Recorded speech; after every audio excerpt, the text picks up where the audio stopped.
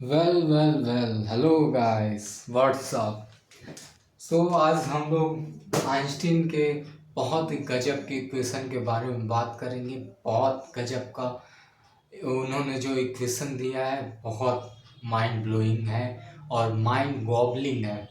मुझे तो बहुत मज़ा आता है उनके इक्वेशन को जानने में। तो आज उनसे रिलेटेड मैं बात करूँगा, उनके इक्वेशन से रिलेटेड। तो चलिए चलते हैं। हाँ, तो देखिए, E equal to M C square. ठीक, E equal to M C square बहुत सब लोग बचपन से जानते आ रहे हैं। आई थिंक 8 9 से ही सब लोग जानते आ रहे हैं कि ये इक्वेशन एग्जिस्ट करता है। एनर्जी और मास इक्विवेलेंसी का इक्वेशन है ये। तो मैंने एक साइंटिस्ट का वीडियो देखा था, तो मुझे बहुत मज़ा आया वो देख के। मेरा माइंड जो है ना, मेरा जो साइंस वाला माइंड है वो एकदम अनबिलीवली, बहुत ही मजा आया उसको देख के। मुझे एकदम जैसे होता है ना, दिमाग ही हैंग हो गया उसको सोचते हुए।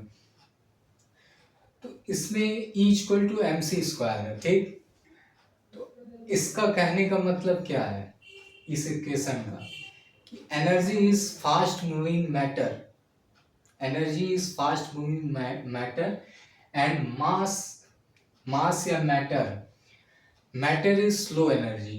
Wow, this is truly amazing. Matter is slow energy. बताइए कि मतलब हम लोग मैटर को कैसे देखते हैं, सिर्फ मैटर के तरीके से देखते हैं, लेकिन यहाँ पे भी मैटर को एनर्जी कंपेयर किया गया। और बताया क्यों? क्योंकि ई जो एनर्जी है वो तो सी स्क्वायर के साथ मल्टीप्लाई है, मतलब कि स्पीड से मल्टीप्लाई है, वो स्पीड ऑफ लाइट से मल्टीप्लिकेशन है। तो इसका मतलब फास्ट मूविंग मैटर है। जब भी मल्टीप्लिकेशन होता है तो बहुत तेजी से वो इंक्रीज होता है, लेकिन जैसे ही मास मास को इधर से ये स्पीड ऑफ लाइट को इधर लेके आया गया, तो ये डिवाइड में हो गया, एनर्जी अपॉन सी स्क्वायर, मास का ये हो गया। तो जब मैटर स्लो एनर्जी है तो एनर्जी क्या है? फास्ट मूविंग मैटर है। ये बहुत मुझे एस्टॉनिश किया। इससे भी बड़ी बात क्या है, आप लोगों ने सर्न का नाम सुना होगा। एक सर्न का एक संस्था है, एक कैलिफोर्निया में। वहां पे लार्ज हैड्रॉन कोलाइडर है।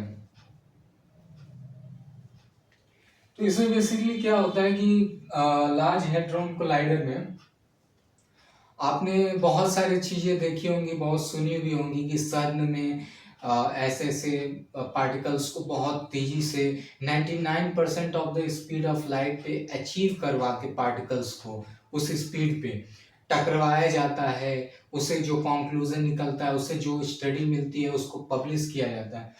यही है सर्न। और ये दुनिया दुनिया का इकलौता हैड्रॉन कोलाइडर है जो इतना बड़ा है और इतना विशाल। इसके कंपेयर में कोई भी एग्जिस्ट नहीं था, कोई, नथिंग एल्स, सिर्फ यही है इकलौता। तो वो साइंटिस्ट का कहना ये था कि जैसे यहाँ पे पार्टिकल एक्सेलरेट करवा के वो करवाया जाता है, तो हम लोग जब अपनी आंखों से जब देखते हैं तो एनर्जी को वो स्लो डाउन कर देता है। आंखें हमारी जो है वो एनर्जी को स्लो डाउन कर देती है, तभी हम लोग परसीव करते हैं अपने एनवायरनमेंट को, जो कि हम लोग आसपास जो चीज़ें देखते हैं उससे होता है।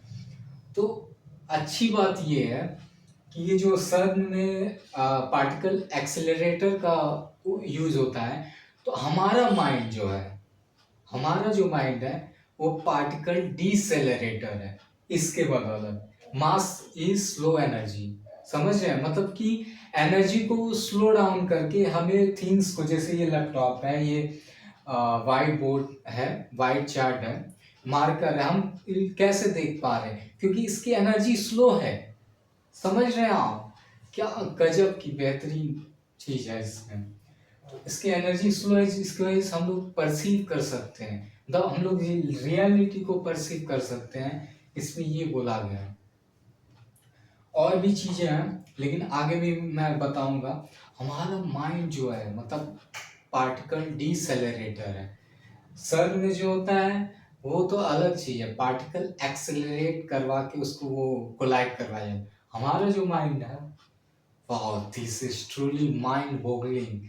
हमारा जो माइंड है, हमारा जो ब्रेन है, वो पार्टिकल को स्लो डाउन करके दिखाता है। हम लोग परसीव करते हैं रियलिटी को। तो आप रियलिटी को इल्यूजन समझे या रियलिटी को रियलिटी समझे, ये आप पे डिपेंड करता है। There is this difference between perception and reality. You perceive. Your reality may be different from others. So आगे के लिए बने रहें। आगे हम लोग बात करेंगे ब्लॉक यूनिवर्स थ्योरी की। मैं बता रहा हूँ ब्लॉक यूनिवर्स थ्योरी। आगे हम लोग इसके बारे में बात करेंगे, ब्लॉक यूनिवर्स थ्योरी होता क्या है और कैसे हम लोग जब टाइम को परसीव करते हैं तो पास्ट, प्रेजेंट, फ्यूचर को परसीव करते हैं। लेकिन ब्लॉक यूनिवर्स थ्योरी क्या करता है, time exist at the same time, मतलब कि वो डिफरेंट टाइम में एग्जिस्ट नहीं करता है कि आपका पास्ट अलग था, प्रेजेंट अलग था, फ्यूचर अलग था, तीनों एक साथ। ये आइंस्टीन के क्या बोलते हैं, वो स्पेशल थ्योरी ऑफ रिलेटिविटी और जनरल थ्योरी ऑफ रिलेटिविटी से मिल के बना है ये ब्लॉक यूनिवर्स थ्योरी, उससे इंस्पायर्ड है।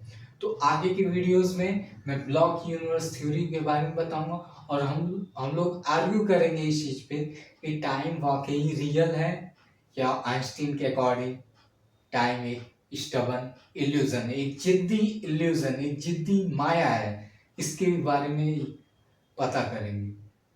बने रहें। Thank you.